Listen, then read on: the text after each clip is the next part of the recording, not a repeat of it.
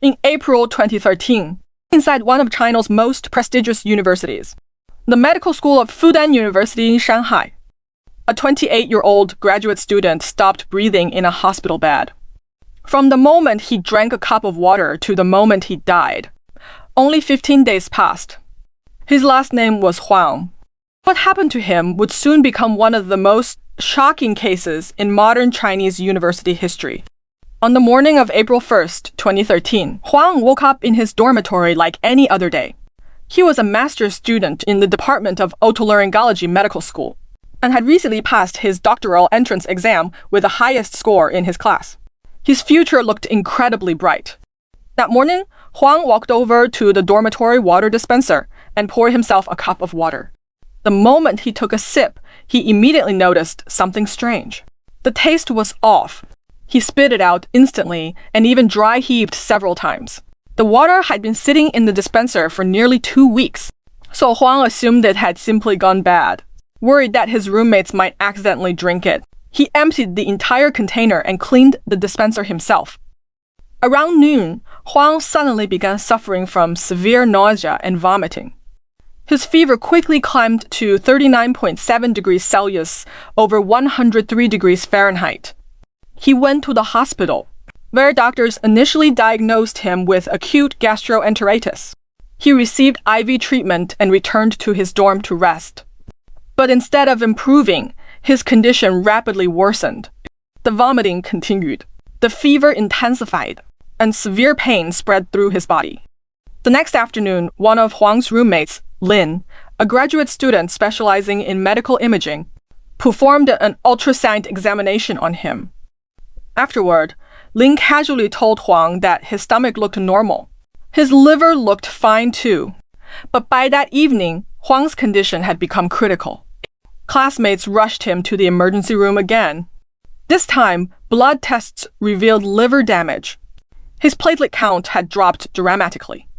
On the third day, Huang was diagnosed with acute liver failure and transferred into the surgical intensive care unit.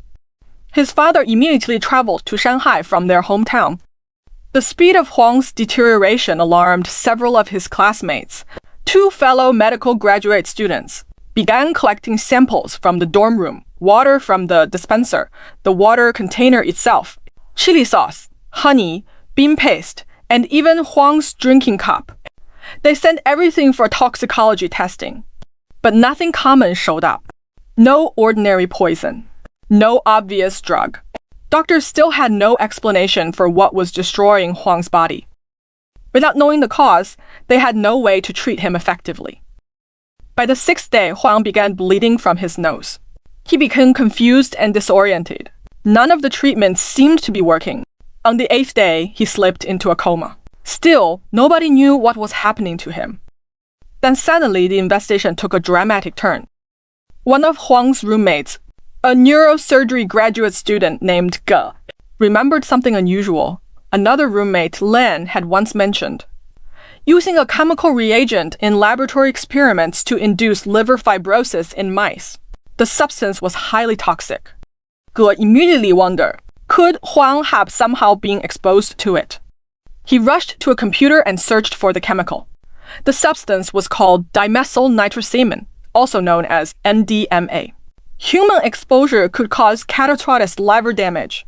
Symptoms included nausea, headaches, vomiting, and liver failure. The symptoms matched Huang's condition almost perfectly. Ge immediately called another senior student, Sun. The next day, Sun arranged for the chemical to be purchased and tested for comparison. At the same time, he searched academic papers within the university. What he found was chilling. One of the authors of a research paper involving NDMA experiments on laboratory mice was Huang's own roommate, Lin. Sun immediately reported the discovery to the university. The university contacted police. Authorities launched a full investigation. On April 11th, police officially informed the university that toxicology tests had detected NDMA in residue from the dormitory water dispenser, Huang's drinking cup, and even Huang's urine. Lin quickly became the prime suspect.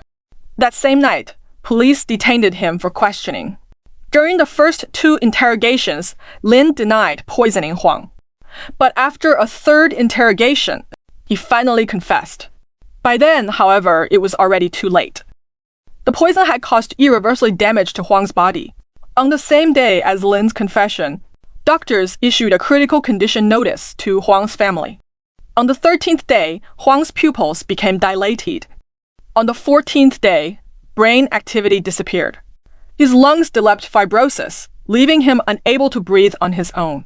Then, at 3:23 p.m. on the 15th day after drinking the poisoned water, Huang died despite emergency treatment. He was only 28 years old. The entire university was left in shock. But the question everyone kept asking was, why? What kind of hatred could drive a medical student at one of China's top universities to poison his own roommate? Huang came from an extremely poor family. Born in 1985 in a small county town in China, he was the only child in the household. Both of his parents had lost their jobs. His mother suffered from chronic illness after complications from gallstone surgery, leaving the family deep in debt. Meanwhile, Huang's father also cared for Huang's nearly 90-year-old grandmother, who suffered from dementia. Despite everything, Huang excelled academically from a young age. Out of more than 5,000 students, he earned admission into his local school's elite class. He consistently served as class president throughout his education. In 2005, he was admitted to Fudan University. While studying clinical medicine there, Huang twice traveled to impoverished rural regions in China as a volunteer teacher. After graduation, he was accepted directly into graduate studies in otolaryngology.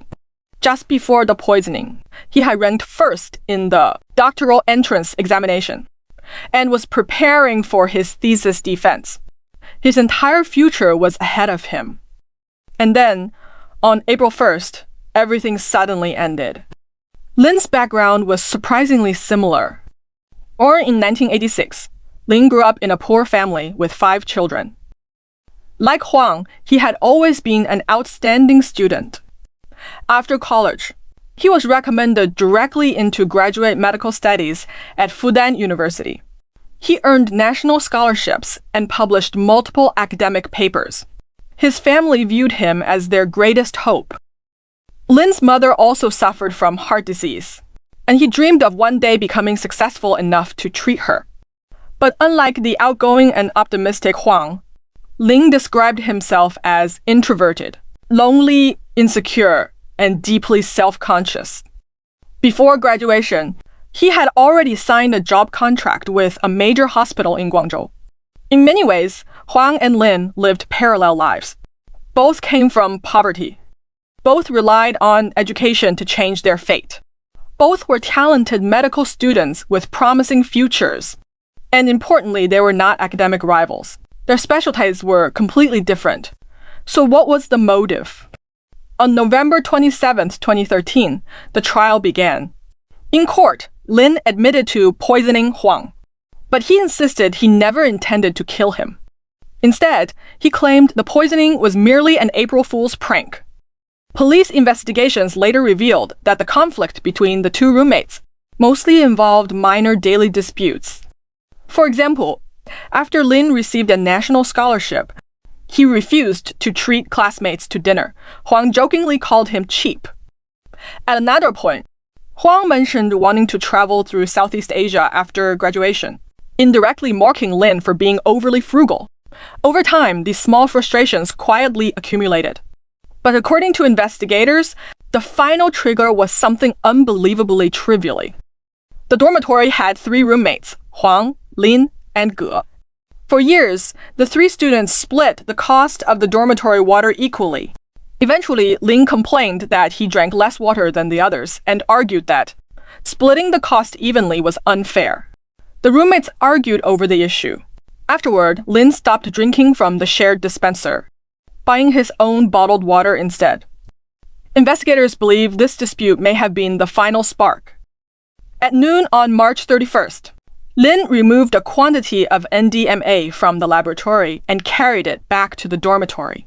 Inside a yellow plastic bag, he injected the chemical directly into the water dispenser, Surveillance cameras later captured him leaving the dorm building about 10 minutes later, still carrying the yellow bag. He threw away the syringe in one trash bin.